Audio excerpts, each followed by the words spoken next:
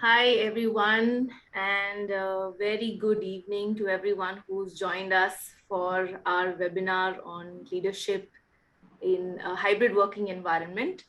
My name is Dalreen Patrao. I am co-founder and director at Great Manager Institute. We're a very young organization and part of the Great Place to Work Institute in India. And our focus is really on being able to give everyone an opportunity to work with a great manager and help managers to create high trust teams that deliver sustained business results. This is our second webinar in the series for hybrid working. And I must say that, we've had an amazing response to just the number of registrations for this webinar. That also goes to say, how much this is on everyone's minds, leaders, managers, HR teams alike. So, we're looking forward to this. Very recently, at Great Place to Work, we did a research, we concluded a research that included thousands of organizations. And it was so interesting to find that when we looked at organizations that that didn't offer the hybrid setup anymore, right? So everyone's back at office. Looked at organizations that had remote working, and you had organizations that had the hybrid way of working. Organizations that had the highest employee experience were organizations that were completely back to office. And we also had the second highest, which was organizations which were remote working completely, and the lowest was with organizations who offered the hybrid setup, right? So this was very interesting for us. And again, the question on everyone's mind, as organizations are now calling people back to work and trying to also juggle the hybrid working scenario, is how do we make this work? What does it take? And everyone, I'm sure, in the last 6 months at least, would have tried their hand at some new practice or policy to try and manage around hybrid working. And I'm not sure that we all have the answers to everything. But I'm joined by two individuals today who are our panelists, who I'm sure will share a lot of their own experience of the hybrid working environment. So I'd like to introduce Padmaja Alaganandan. Padmaja is the Chief People Officer at PwC India. She has spent over 2 decades in consulting with organizations also like Mercer and A.F. Ferguson. So Padmaja, welcome, and glad that you're here with us today. Thank I you. also have Dalreen. Excited to be here. Thank you. Thank you. I'm also joined by Krishna Raghavan. Krishna is the Chief People Officer for Flipkart. And Krishna had made the transition to HR about a little over 2 years ago now, Krishna, but comes from the tech side of things. So he was CTO for ClearTrip, then did work on the tech side for Flipkart for over 7 years before he moved to the role in HR. So pleased to have you here with us as well, Krishna. I think, all of us know hybrid is here to stay, but it has come with its own set of challenges.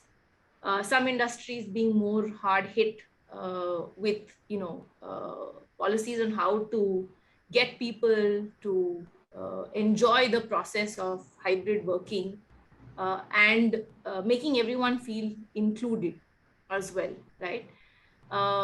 As organizations have tried to get people back to work, we're also realizing that employees are calling the shots in many ways with the ask for more flexibility at work. So maybe my first question to Padmaja is, Padmaja, how has PwC dealt with this, right? The whole hybrid working environment. What are some of the things that you all have done or you all have considered while you all have put the practices in place? How has the last 2-year journey been for you? Thank you, Dalreen. So, I want to start with saying that, frankly, hybrid working is something which, as a consulting firm, as a professional services organization, is not very new to us, right? So I could say that in many ways we had been working like that, because one is you're in client service, you are where your work takes you, you have deliverables to be done, they get done and you can do it where you need to. But the point is, you have to be where you're required to be, right? So I would say that in many ways, it's not a new concept. We always had flexibility policies. Having said that, I guess the sheer magnitude of the change happened overnight, because we moved from maybe 4,000 people working remote to 14,000 overnight in March 2020. And today we're about 21,500. So I think two challenges I would say. One is just the sheer scale. I guess the second is just the number of new joiners you've had in this period, right? So as I said, when if you onboard like 1,000 people a month, then you're talking about a lot of people who historically the whole connect, identity, touch and feel would have been with the physical space. You may not come every day, but you have that connect. We did virtual onboarding for many, many months, naturally for concerns of safety, security. And so I think that was the second challenge that we had, right? What are some of the things that we've done, Dalreen? I mean, we can talk through a lot of different things, but I would say two, three reflections. One is that, it's always been true that each of us experiences our organization through the managers, right? So, therefore, the role of the manager in how do you adapt to this new construct in which you help, whoever is working with you to experience the organization, the value, cultures. I think all of that came to the fore. And second, I guess, is finding the right balance. I mean, we certainly don't want everyone to, physically show up. More focus is on engagement, output, productivity, all of those.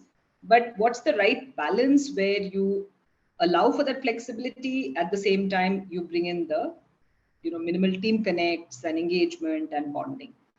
So I think that's what have been some of the challenges and principles that we've looked at. Thanks, Padmaja. And I think, you spoke about this whole piece on new joinees, right? Especially having onboarded them in a remote setup, at least over the last 2 years. I had one of a senior leader within the organization who I was talking to about hybrid work say something very interesting. He said, and he's a proponent of back to work. So he said, how can you live your culture when you're not living in your culture? So I think that's a dilemma that a lot of folks are also working with. Krishna, how has it been for Flipkart? What are some of the principles that you all have used for hybrid? Sure, Dalreen. I think, and thanks, Padmaja, for sharing your thought processes. I think a lot of it also echoes for Flipkart, but I'll just add a couple of things. I think right at the outset, Dalreen, I like to say this, that to make hybrid work is much harder than choosing one of the other two options, right? Which is either coming back in full force back to office or doing perpetual remote. So it's actually, in my view, a harder path to choose. It's not for every company, and you have to go back to what is your company's DNA and how do you want to choose the modality for future of work, is the way I'd like to put it. And the same model does not apply to every company because every company's origin story and culture is very different. So that's the first point I'd definitely say. I think at Flipkart, similar numbers, 21,000 people, a bunch of our workforce obviously is also sitting in the various facilities delivering to our customers. They've worked, 24/7 all through the pandemic, and, they've done a phenomenal job doing what they do. But for the others, we evolved the hybrid sort of work policies with actually a sort of I would say, a triangular approach, a three-pronged approach, which is around people, culture, and technology. And we've done several things under each of these pillars, so to speak, to enable the hybrid way of working. And honestly put it, we are still at it. We are still learning, we are still iterating, we are still figuring it out. So for instance, just to talk about a couple of things, to make the conversation short, is that For instance, in technology, we had to make sure that we completely move to hot seating across our facilities, across our offices. So how do we bring technology into play, like a seat booking tool, which allows you to book a hot desk? This was not the case earlier with Flipkart. You had designated seats that you came and occupied, right? Similarly, from a technology standpoint, all of our conference rooms, irrespective of size, have like a video conferencing setup, infra that's actually built in, which was not the case earlier. So pretty much you can walk into any room at Flipkart and adopt a hybrid mode of working. On, I think, a lot around people at the core, one of the biggest shifts we've done is the way we think about work itself. So if you think about the flexibility of work as you envision it in the future, it's important to deconstruct your job role into various constituents of what kind of work are you doing. So we started to break down the various job roles in Flipkart and start actually leveraging what we call an internal marketplace called Thrive, where we've actually put up all these various, I would say, constituents of a role, which we call projects. And people are now flexing and working on multiple projects which go beyond their traditional role that they perform. So for instance, an engineer could be working on two different, very different problems from which are outside the confines of their team previously, which was, something that they weren't doing earlier. So those are some of the examples there. We've brought in a lot more flexibility into the way you even think about your role at Flipkart. So those were two examples. Absolutely. Thanks, Krishna. And I think a lot of organizations are looking at, that principle as they redesigned their workplaces, looking at what roles, need what kind of a work environment, office first, remote, hybrid. Padmaja, you also spoke about the fact that for a professional services firm, this has been there, always been there, right?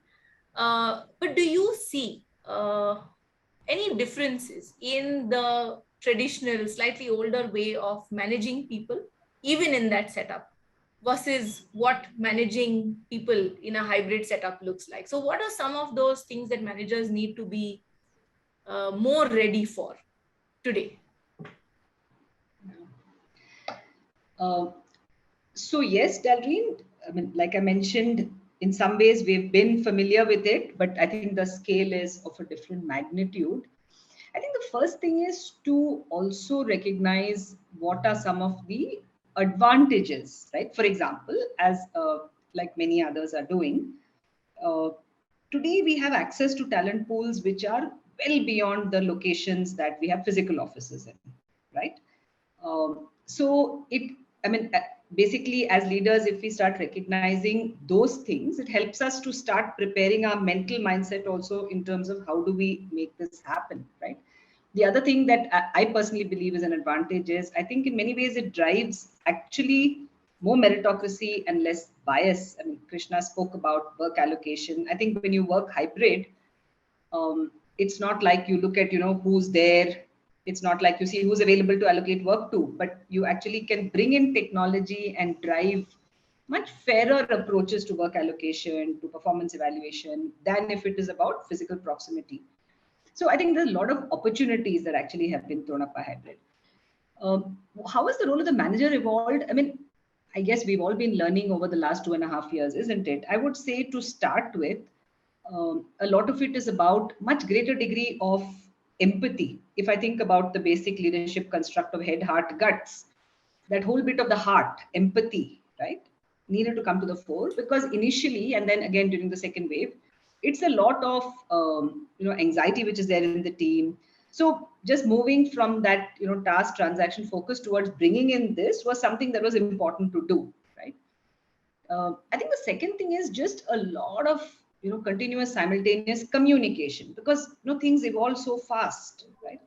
So very traditional top-down approaches to communication don't work because it's rapidly evolving. So the ability to be agile, change plan is okay, is one thing that's important.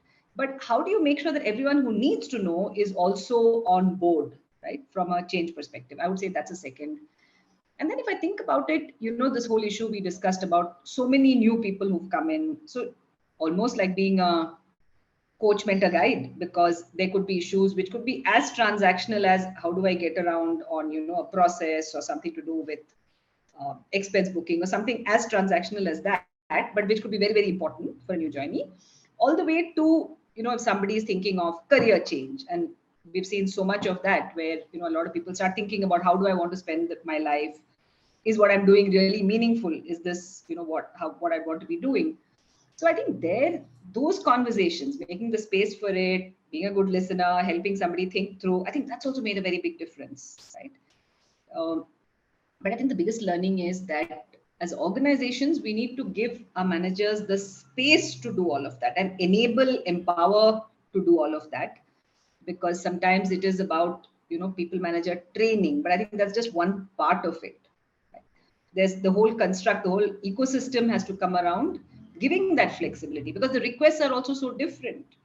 Right. So we have had to think about things like if somebody wants to pursue activities outside of work, is it okay or not, right? Where is it that you have the guardrails where you say there's a conflict of interest? Where is it you say we want you to be a holistic professional? And a lot of these people would look at bouncing off their managers. So they just need to be empowered a lot more. They need to be facilitated to think through these. So I think the expectations and asks are definitely more complex and quite different. Thanks, Padmaja. Krishna, you want to weigh in as well? Yeah, I'll add a few points there. I think just in terms of manager, the way we think about managers at Flipkart as well, I think it's undergone quite a bit of a change. And Padmaja spoke about empathy. For instance, in the second wave, which was particularly severe in the country, I think we had to really roll out a very deliberate program on coach with compassion for our first line managers. Just being compassionate leaders, listening in, leaning in, being empathetic. It's a skill, by the way, when you're remote, to be able to, when you're in person, in proximity, you have various signals you can actually catch on to. But, most people didn't even turn on their video, right? I mean, when they were working remote initially. So how do you catch on and how do you be empathetic? How do you listen in? It's a skill as a leader, and it's a muscle that we had to consciously build into our, I would say, first line managers and leadership collectively.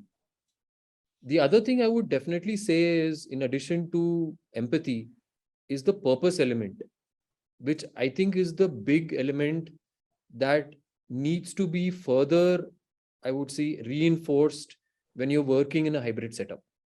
It's very easy for an employee in a hybrid setup to at times feel disconnected or lack the big picture connectedness of their work. Like, what am I doing? How does it actually advance the organizational purpose? That lineage that you need to connect right from the organizational purpose all the way down to an employee in a particular function. It's not easy to do, but it's very important to do, I would say, in a hybrid setup.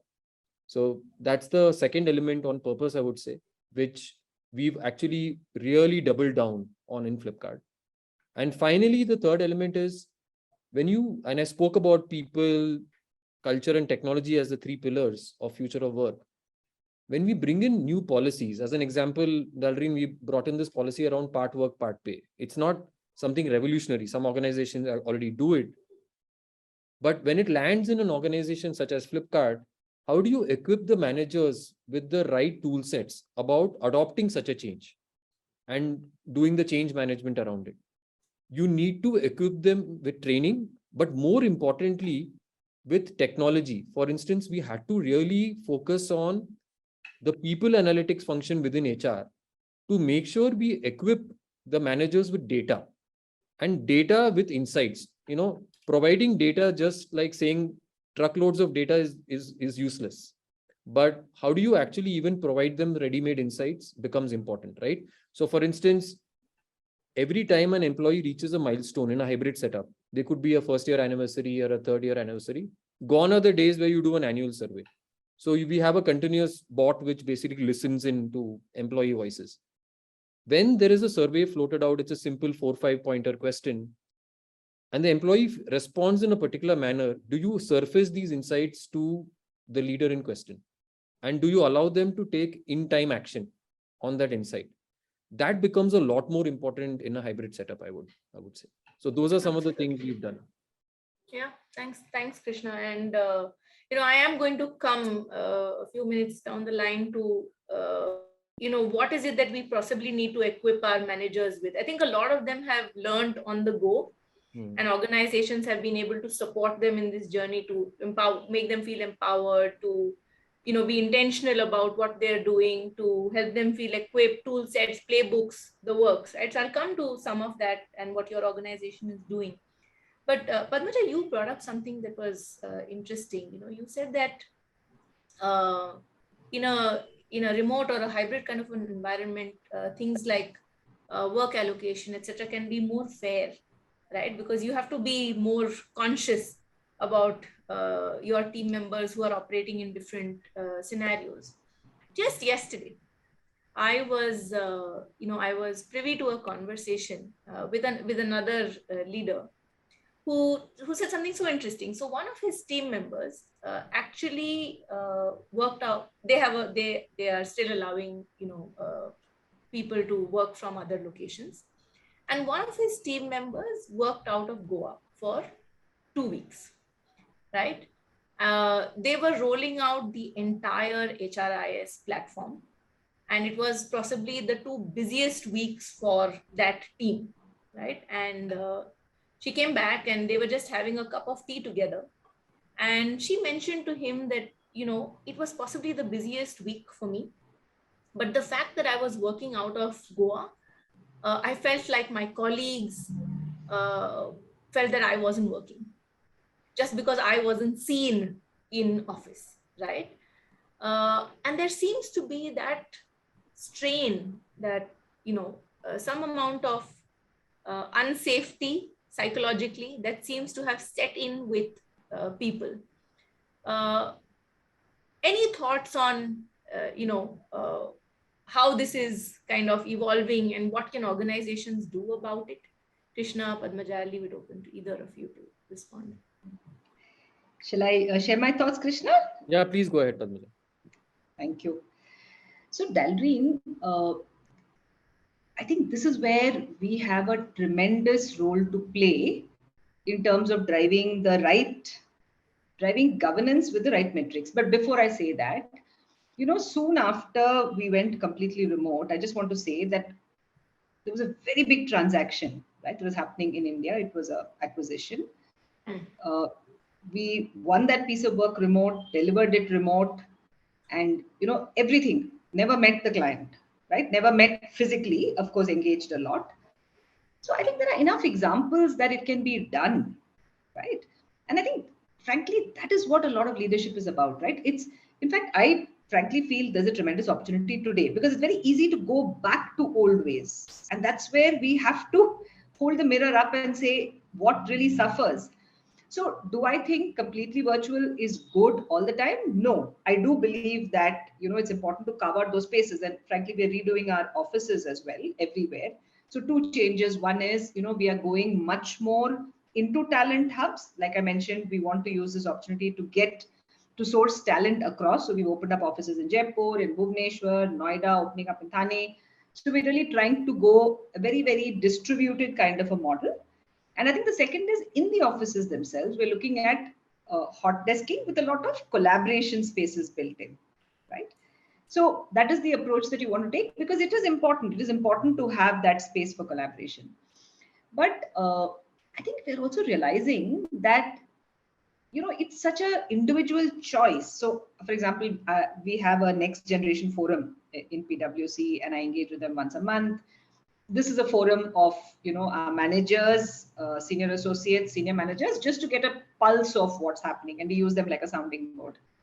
And if we speak about this topic, you realize that somebody says, look, I don't like to take work home, I'd rather be in office, finish the day and go back, because it's about physical space separation, right?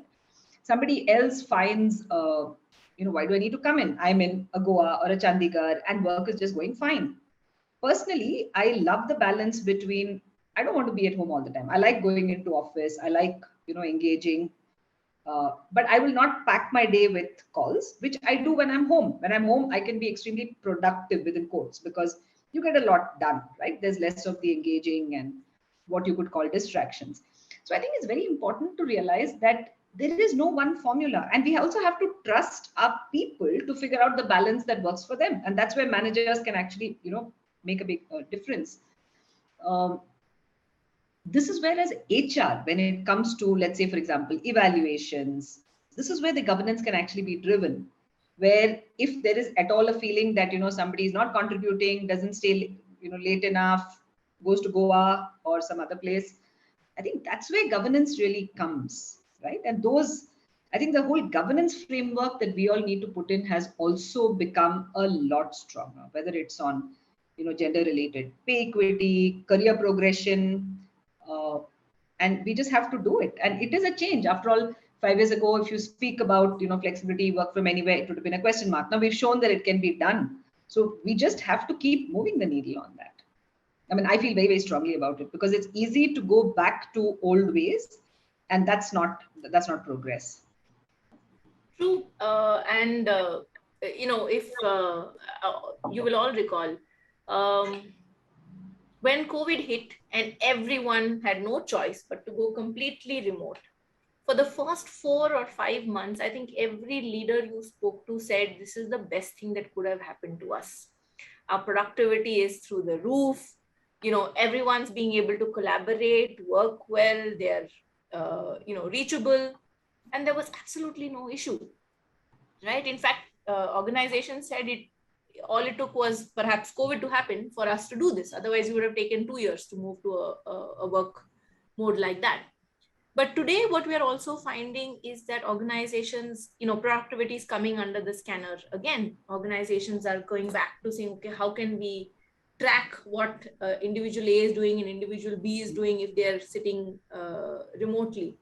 And is everyone being as productive as they used to be before? But I think that's another kind of conversation on what it does for people. But Krishna, any thoughts on the previous question around fairness and how are managers dealing with that?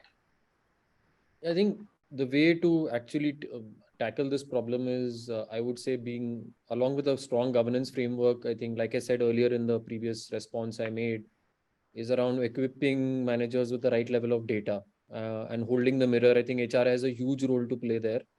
For instance, we've already institutionalized this across our performance review cycles in Flipkart, which is irrespective of what modality you work in, how much of hybrid, how much are you coming in, which is very flexible.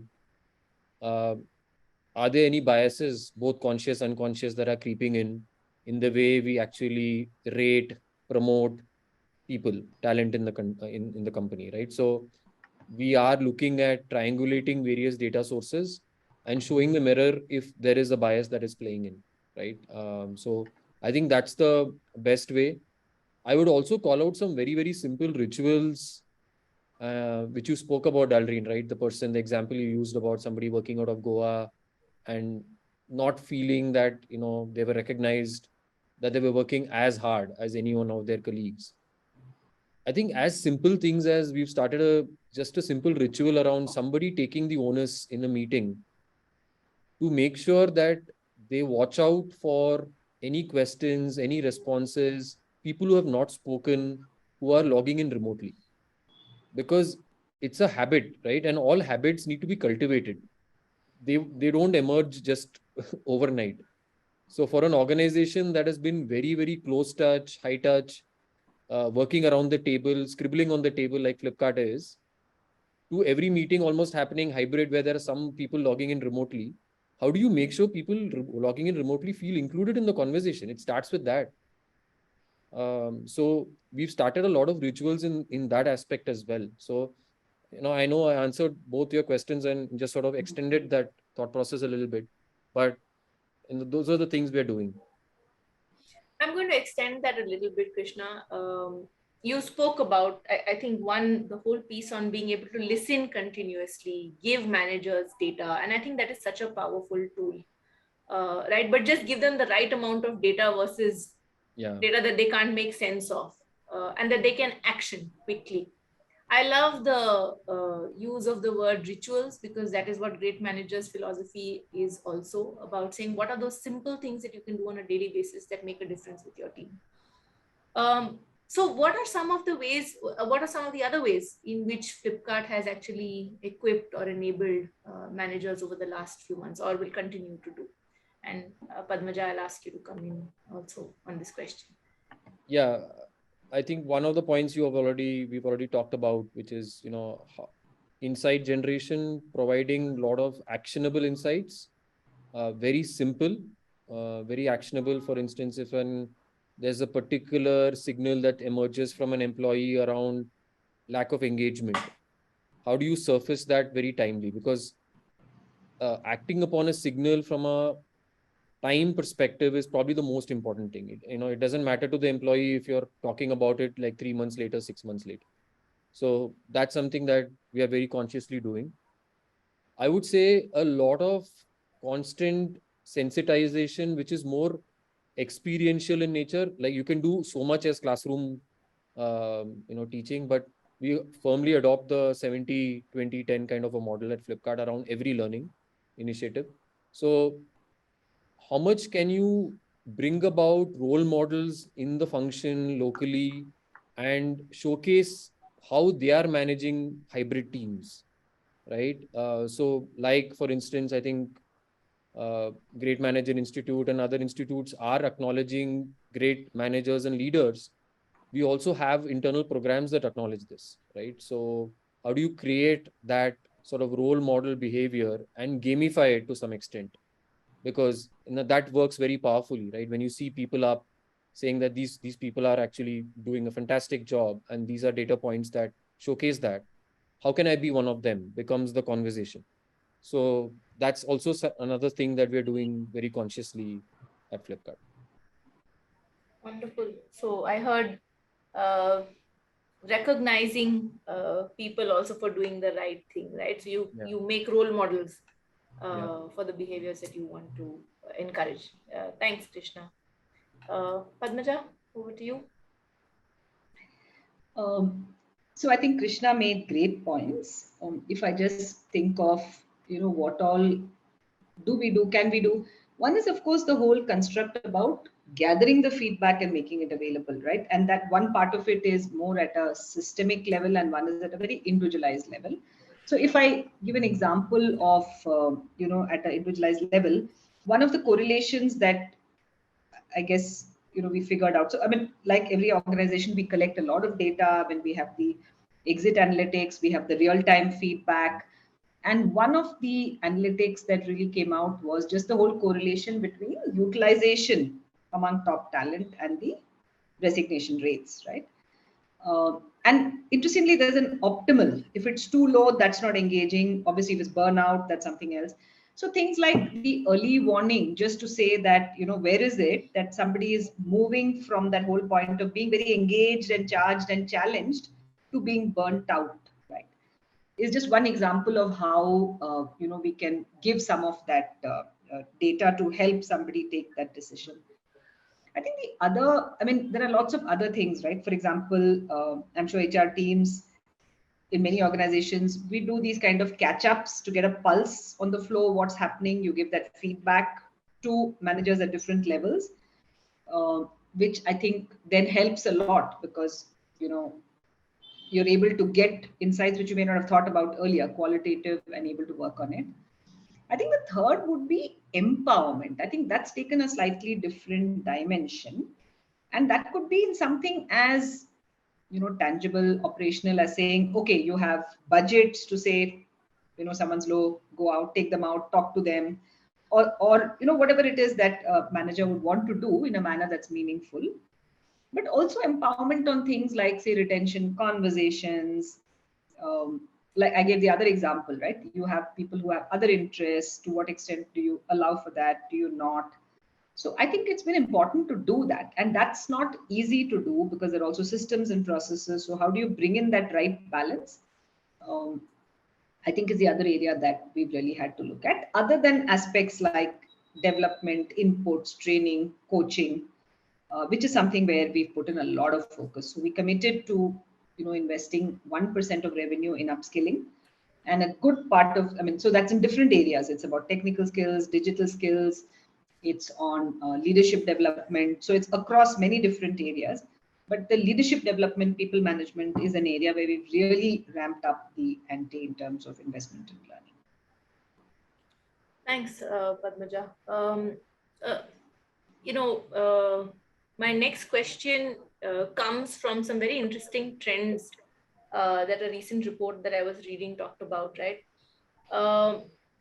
Managers actually are feeling very, they've always felt like that, but today I think what they're saying is that management wants people to get back to work and employees want flexibility. So they feel quite sandwiched with to be able to manage both sides of the spectrum.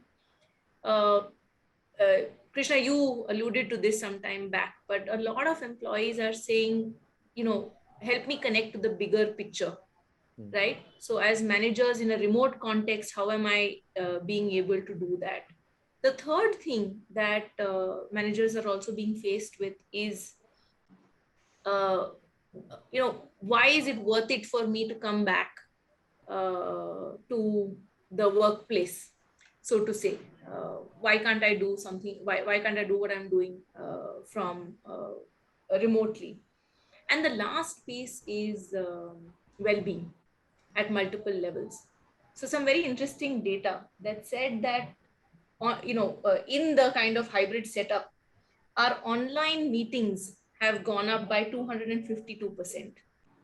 Our chats have gone up by 32%. Weekend work by 16%. And an average work day has increased by 60 minutes, 56 to 60 minutes, right? And therefore, just the workplace or just the well-being of an individual is becoming so important. If you had to possibly talk about, what are the 2 or 3 competencies that managers, you're probably focusing on this through the various initiatives on equipping people managers, but for a lot of the managers who are on the call today, what would you say would be the 2 or 3 things that they need to really build their own competence on to manage this workforce? And Krishna, maybe you want to go first. Yeah. No, that's a great question, Dalreen. I think, and something that I think will also evolve in this space because we're all learning. So I'm not going to say I have perfect answers for many of these questions, right? Just share my experiences of how we think about it at Flipkart. First of all, you spoke about both these elements. We've talked about it quite at length. Padmaja spoke about it in terms of empathy. I think, how do you build a high trust team? And I think trust is, we often talk about it as the fundamental building block for everything that you do as a team. So how do you build a high trust culture, right? And performance thrives only in high trust culture. So how do you break down building trust in teams? And, we can talk about it for hours together itself on that topic, Dalreen. I mean, it's a vast topic, like things around role modeling, authenticity, consistency, all of those elements. How do you build trust into your teams is definitely one aspect we have gone very deep into, which I think makes even more prominence in a hybrid setup. The second is communicating with purpose. So the purpose element, making sure that you keep re-emphasizing and connecting the purpose with what each of your team members are doing and making that vivid for them, I think is super important in a hybrid setup. Third, I would say, is the aspect around, along with empathy, is the aspect around how do you manage and land change? Because just in the environment that we live in, not to mention the pandemic, but now in the year where there was a huge talent war, and then now there is a slowdown, and then God knows what's going to hold in 2023, the environment around us is constantly changing. And like you said, managers often are recipients of a lot of this flux. They have to manage what I think what they call the upper management and the leaders are saying, and how they have to also manage the employees, right? I think the biggest skill is how do you actually champion change around anything. So in your pursuit of landing change, how skilled are you in storytelling? How skilled are you in even iterating over landing the change when you receive feedback? Because what you intended to do versus what you're receiving might be very different. So how do you flex and how do you iterate become very important skills. So these are three things that we've actually spent a lot of time on. Yeah, absolutely. Padmaja? So, I was reflecting as you were speaking, Dalreen, that, you started with saying that managers want people to come back in to office. Again, maybe it's the nature of our industry, but see, I was on a call a little earlier today, right? It was for a client situation where the people on the call, the 5 or 6 people, were all in different locations, right? Because it's not like we're sitting together in the office. So sometimes when you stop to think about it, the people you engage with and the people you build connects with are not necessarily in the same office in any case, right? So I think just insisting that everybody comes back is not something that's meaningful. And it's really about how do you build that bond. It may or may not. After all, there are so many people who work with clients in different countries, and you still have teams that bond together. So it really requires a thoughtful approach rather than just implementing something across the board. I guess one personal learning, and I think research has also shown this. While we say that productivity has gone up, it's actually very different for different people, and I think it's very polarized, the data, in terms of, are you really more productive when you work remote, are you more productive in the office? It's very, very polarized, right? So I would say that for a manager, one big important, and here I'm using the word manager very, very loosely. I'm assuming we are speaking about people who have teams reporting to them within quotes, right? Because manager has a certain skill set, and it's also like a competency, and then you have leaders who have supposed to have competencies. I'm not referring to it like a hierarchy in that sense, but I think one important learning has been that it's really about enabling, because I think the way hybrid works for everyone is actually very different. Some thrive in it, some don't. You made that point, right? Some are happier coming in, some are happier not. So I think the first thing I would think is important is to be an enabler to help everybody figure out what works and give that flexibility, right? Rather than have one rule for everybody. The other one on purpose is, what we're also seeing is that for a lot of people, it's not only understanding the organizational purpose, but everybody has the sense of their purpose, right? And, just conversations around that, about how the work that you're doing can actually help you with being more fulfilled. It's not only that you're contributing to the organization goal, but are you being more fulfilled? And if it means that, look, I mean, let's figure out the best thing for you. Maybe it's in this team, maybe it's another team. So that is the other piece which also becomes important. So I think those are two things that add to everything that Krishna said. Thanks, Padmaja.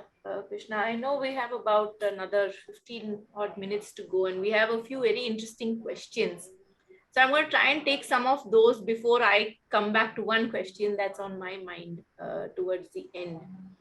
I have a very interesting question from Raja, who asks that why are we still talking about managing by the managers? Aren't people, worthy enough to be self-led? He talks about engineers, but I'm guessing he means everybody. Can we focus on self-managed teams? Any views, Padmaja, Krishna?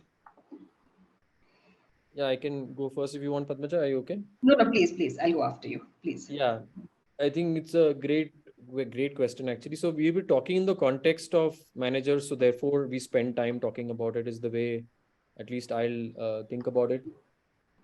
First of all, I think self-managed teams is the most important and scalable model in organizations. So, but I do believe that there is a role for, as Padmaja put it, for a person who takes responsibility for a team of individuals, right? It could be a leader, it could be a manager.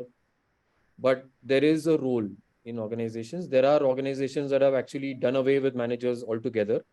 There are far and few between of them, but there, in most cases, there is a role. So I do think the concept of a self-managed team is the right way to think about teams, and that's really the goal that you should seek when you actually scale organizations, because you can't entrust everything at the hands of a manager. So that's the way I'd like to think about it, in terms of the role of a manager versus self-managed teams. Thanks, Krishna. So if I just add on to what Krishna said, if again within quotes manager, the only job that a manager is doing is supervising what the team is doing, then it's a completely redundant role, right? There has to be a value add which is at a different level, and there are many constructs that explain that. Leadership pipeline is one helpful construct which talks about how at every level, every transition that you make, it's a different set of skills and value. And it's very important that whoever is in that role sees the value add as different from overseeing the work of others, right? So if the job of the manager is to oversee the work of others, completely agree with what Raja had said, but it has to be value of a different kind. So for example, we spoke about, both Krishna and I spoke about, say, coaching, right? The role of the manager is to enable a team. If there's any individual, suppose there's, it could be from a team dynamics perspective, it could be an individual challenge that somebody is having, it could be a resource challenge. So it's to enable the team to be more effective. And I think that's how the role has to be seen, not as someone who is supervising or, watching in a hawk-eyed manner, are people working or not. Yeah. And, Raja, I think at Great Manager Institute, one of the things that we have been also researching extensively is how actively are you, how actively do you take responsibility for your own engagement? So while you have your manager, ultimately how you feel is completely up to you. I know people who are raring to go, enthusiastic, even though they believe that their manager is not a great manager, and I have other individuals who work for phenomenal people and are still just not okay, or kind of drag themselves to work every day. So a lot of, I think, the self-managed teams also comes from how people or how active individuals are. I think there is a social construct to the role of the manager, and till the time we kind of have that, there is a responsibility that a manager probably needs to shoulder. Okay, I have a question, and Krishna, this is probably more for you, and I'm sure it has come from an individual from the IT sector. So he asks that how are you managing employees who are moonlighting in the hybrid setup? At office you can what's happening, they have one laptop, you have all your firewalls and things like that built in, but in this kind of just yesterday somebody told me that one of their employees, they found out, had 11 jobs at the same time. Wow. Yeah, I know. 11. I had the same 11. I had the same reaction, Padmaja. But yeah, Krishna, any thoughts? What has been your experience? What are you all doing? Yeah, I think in one of your earlier conversations, you spoke about it, Dalreen. Like the way we think about it is clearly setting out the policy on what we think is permissible versus not. And that's clearly laid out in terms of alternative employment and things of that nature that you can do as an employee, as a flipster, and calling that out very clearly. I think we believe in a high trust and hold accountable kind of a culture. So we've specified the policy, and we leave it to the employees to follow suit, right? There have been conversations that being said around, can we actually engage in another form of employment, actual employment as well? But that is something that we have not taken a favorable view to at Flipkart, in the sense that that's something that we believe that if you're employed with us, you should be working full time with us. So that's our current view, but that's how we've thought about it, quite simply. Yeah. In fact, one of the organizations that we work with is doing something very interesting. So while they have their employees on a full-time employment contract, they've actually set up a gig platform. And there are some projects that get put up on that gig platform, and employees can then go and say, okay, while I'm doing a role that's X, I also want to pick up something that's Absolutely. that kind of a project. So yeah, And I that's think what I referred to. Yeah, that's what I referred to correct. earlier as well, right? Which was the Thrive platform, which is Yeah, like, for instance, not just, I would say, work as in the traditional sense of only work that you do in a functional role, but even Flipkart Foundation, which does several projects in the sector. We've put up all those projects on the platform as well. So that's employees want wonderful. to contribute, but it has to be on the platform, is Yeah, our view. And I'm not saying sure. that organizations can't take an alternative view, but that is the view we've taken. Sure. Padmaja, someone in the audience has also, and I spoke about it briefly, with kind of going remote, everyone focused on digitizing. With digitizing came, a higher pace of doing everything. Uh, and it caused a lot of work stress, right? Everybody was practically always on. In your industry, people are probably always on all the time, right? But it impacts work-life balance, it impacts well-being.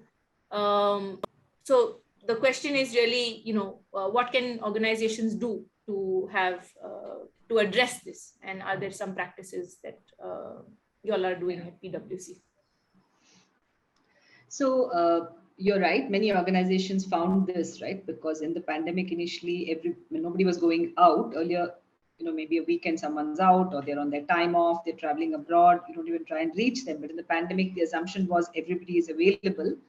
I think a few things we've done. See, simple things like, say, instituting a time when the whole organization is closed. Like we started something called Pens Down Day in 2020, right?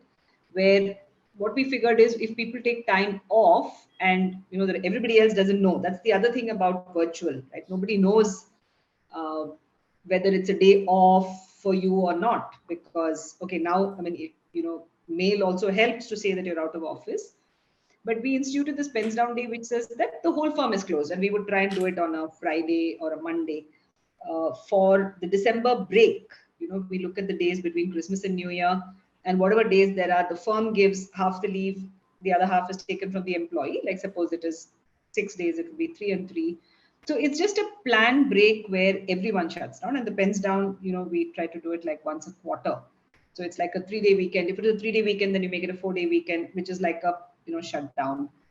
Then there were other things that we had, and different teams here again, because of the heterogeneity of our business, different teams pick up what works for them. So we had policies like a no buzz time, or say on a Friday, nobody is going to it's a no internal meetings, right?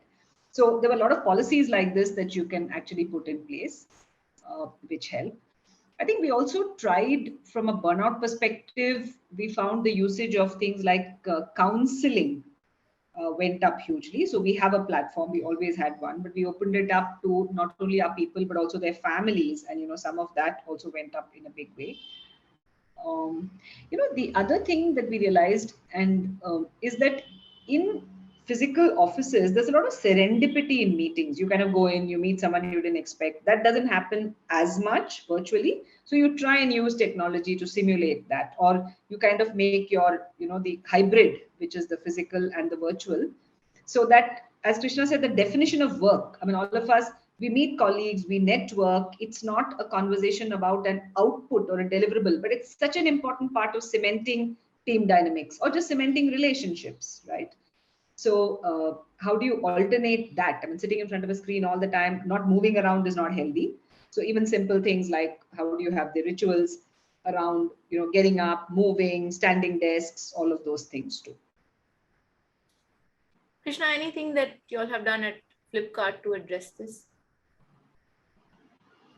A lot of the things that Padmaja already said, so I won't cover that. Additionally, I would say this, right, that being very conscious of the kind of time that you spend, and that's where I think the genesis of the hybrid came into play. What some of the feedback that we've received, at least internally, Dalreen, is that the mix of coming in versus only being perpetually remote or coming in every day has landed perfectly for us. And I would say that with quite a degree of confidence, because that's our employee voice. What they are using time in office to do is to do all the things where you meet people offhand, you have social conversations, you go out in the evening, which used to be common, very common pre-pandemic. And they're using that as a very perfect medium to, for instance, engage in a set of use cases which would be very taxing remote. Just to engage in a simple transaction, you had to set up a meeting. And that's why you referred to the number of chats, the number of meetings going up exponentially, right? So employees are being very, I would say, smart about using the time in office, and it's assumed a very different shape and form pre-pandemic to where it is today. And they're using the time at home to do deep work. So the burnout has actually, I would say, to great extent, been addressed through hybrid versus in the pandemic state where you were constantly in front of a screen. And that's something we've actually gleaned from our employee voices. Yeah, absolutely. I know so many organizations who are saying if you're coming to office, you can't be on a Zoom call. So come to office to network, to kind of meet people, and do things that you would otherwise, not be able to do on a Zoom call. Padmaja, I'm going to ask you a question that's not from your industry, but I'm going to call on the consultant in you uh, to help this out. But someone asked, what is your view on hybrid work and how we can implement it in a manufacturing kind of a setup? No, so that is at the end of the day, all work, it has to be related to the nature of the work and the expectation from the customer. While I started with saying that, we've always been hybrid, even at the height of the pandemic, we have teams, for example, who support clients as part of essential services projects. For example, we have teams who support large energy plants. And so we did have people, or they may be working with, the State Department on, let's say, health missions. So right through, while we encouraged, we safety and security of people came first, but there were always times when we had some teams, right? Not a very large number, but we had some teams who were there. So I think it is finally whether you do it physical or not depends on the nature of the work as well. And again, in manufacturing, if production has to happen, and if it requires being on the shop floor, then naturally that's important. I know a lot of friends, colleagues who, let's say, if the plant was working, would make sure that they are there to role model that, look, it's not just, we don't just want our the plant, the shop floor workers to be there, but even we want everybody at all levels to be there. And I think that's important to show. Again, it depends on, today there's so much of automation as well, right? I know about factories who have maybe 3 workers. You have this huge meters and meters of space, and there's hardly anybody, simply because there's so much of robotics and IoT. So I would say it's very context specific. For example, a pilot cannot work remote, though maybe even that day will come. So it would be very context specific. But I think one thing could be that, while there are roles which have to be there physically, how is it that I think we slight Yeah. technical snag for Padmaja. So we'll hold. we can certainly look at? That's No, what we I would got say, her but back. I'm not the expert on that. Okay, sure. Thanks, Padmaja. I know we're just about hitting our time limit, but one quick question to both of you before we let you go is, as a leader, right? What is one thing about your style that you have changed or that you have seen change, perhaps even naturally, in the hybrid context? So maybe Padmaja, first with you and then with Krishna. So if I speak for myself, and this is, holistically at work, at home, I think just the better acceptance that the best laid plans of mice and men go ugly, etc. By which I mean that I can think of so many things where, we plan for something, we build it up, and just when it's ready to roll out, you realize that, it doesn't make sense because the environment is changing so quickly.